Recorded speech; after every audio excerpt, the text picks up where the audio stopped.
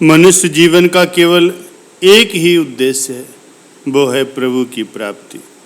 प्रत्येक मनुष्य के संस्कार और उसके कर्म अलग अलग होते हैं। ऐसे ही प्रभु की भक्ति के पथ पर चलने वाले साधक, संत जन और भक्त अपने पूर्व जन्मों के कर्मों के अनुसार अलग अलग स्थिति लिए होते हैं और वे अपने अपने अनुभवों के द्वारा संसार में ज्ञान की धारा प्रवाहित करते हैं।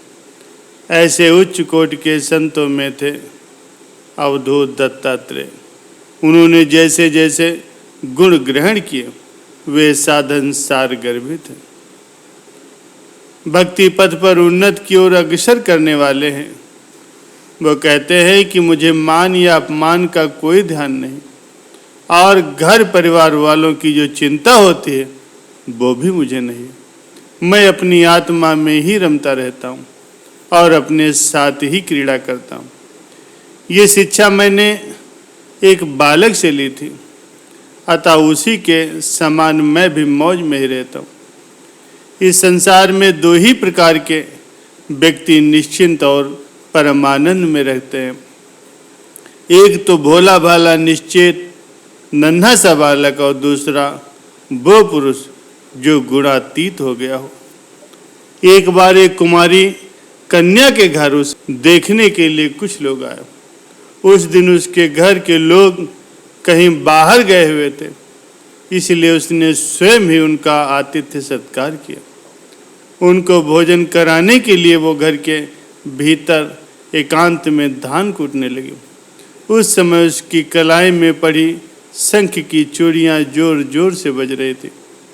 इस शब्द को गरीबी का कारण समझ करके एक एक करके उसने सभी चूड़ियां तोड़ डाली। दोनों कलाइयों में केवल दो दो चूड़ियां रहने दी। अब वो फिर से धान कूटने लगी, परंतु वे दो चूड़ियां भी बजने लगी।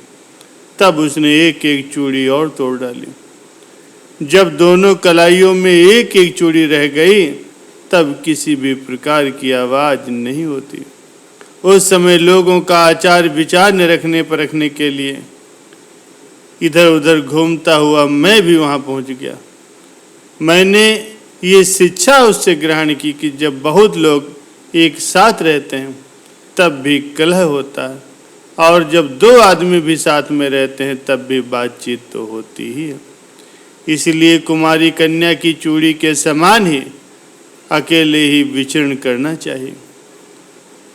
अवधूत दत्तात्रेय जी ने भक्ति प्राप्त के साधनों के लिए आवश्यक नियम बताया है। एक सरल हृदय, जिसके हृदय में जरा सा भी राग द्वेष नहीं है, अपनी मस्ती में मस्त, हर सुख से न्यारे जैसे छोटे बालक होते हैं वैसे ही तुम भी बनो। अर्थात छोटे बालक को ये ज्ञात ही नहीं होता कि मैं मिट्टी से भरा हूँ अथवा मुझे मखमली सुंदर पोशाक पहनेगी। मुझे क्या करना है क्या नहीं करना, उसे केवल इतना ही पता है कि भूख लगी है, माँ की गोदी में चलना है। घर में हर सुख कोई भी वातावरण बना हो उसके लिए उसका कोई विशेष मूल्य नहीं होता। वो कभी खिलौनों से खेलने लगेगा तो और कभी माँ के पास जाएगा या सो जाएगा। गुणातीत यानी जो आत्मा में रमण करते हैं उन्हें अपनी मस्ती में रहना पसंद होता। जब जी चाहा तो बाहर घूमने चले गए, किसी वृक्ष के नीचे बैठ गए और ध्यान मग्न हो गए। ऐसी अवस्था में ही दत्तात्रेय जी रमण किया करते थे। उन्होंने कहा है कि साधक को गुणातीत बनने के लिए हर शोक, राग द्वेष और समस्त द्वंद्वों से न्यारा रहना चाहिए, तभी वो अंतर में आत्मा में रमण कर सकता है। साधक जिसे साधना के द्वारा लक्ष्य की प्राप्ति करनी है उसके लिए कहते हैं कि जहाँ अत्यधिक लोगों का जमघट हो वहाँ तो सूरत का लगना जरा सा भी संभव नहीं हो। यहाँ तक कि एक भी व्यक्ति पास में नहीं होना चाहिए। ये सत्यता तो संत जन भी बतलाते हैं कि इस कोलाहल भरे संसार में रहने पर इंसान का मन निर्मल स्थान को पसंद नहीं करता, उसका वहाँ मन ही नहीं लगता। शुरू शुरू में साधक को एकांत और मौन रहने का उपदेश देते हैं, परंतु मन को एकांत भला कहाँ पसंद है, वो तो अपना उपद्रव खड़ा ही कर देता। संत जन नाम सिमरन के द्वारा उसे एकांत और शांत बनाने का ढंग बतलाते हैं, ताकि जीव शीघ्र ही अपनी मंजिल की ओर बढ़ सके।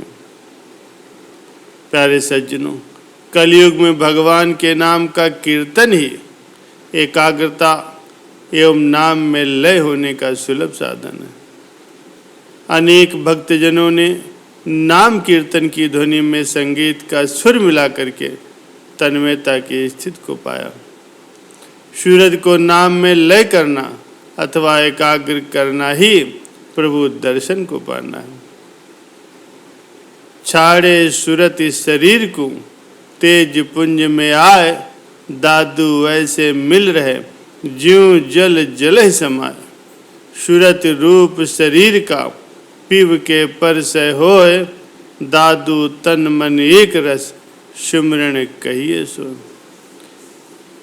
कहते हैं कि जब सूरत एकाग्र होकर के नाम में जुड़ जाती है, तब पिंड देश को छोड़ करके ब्रह्मांड में पहुंच जाती है। जैसे नदी का जल समुद्र में मिल जाए तो भिन्न रूप दिखाई नहीं देता, ऐसे ही जीव अगर ब्रह्म में समा जाता है, ऐसे ही जीव जब ब्रह्म में मिल जाता है, इसी को एकाग्र सुरत कहा जाता है। जब वो अंतर में भगवान के दर्शन करते हुए भगवान से एक रूप हो जाए। संत महापुरुष यही फरमाते हैं कि अपनी सूरत को एकाग्र करो और तत्व ज्ञान की प्राप्ति करो। तत्व ज्ञानी आत्मस्थित होते ही आत्मा में क्रीड़ा करने लगते हैं और आत्मा में रमण करते हैं।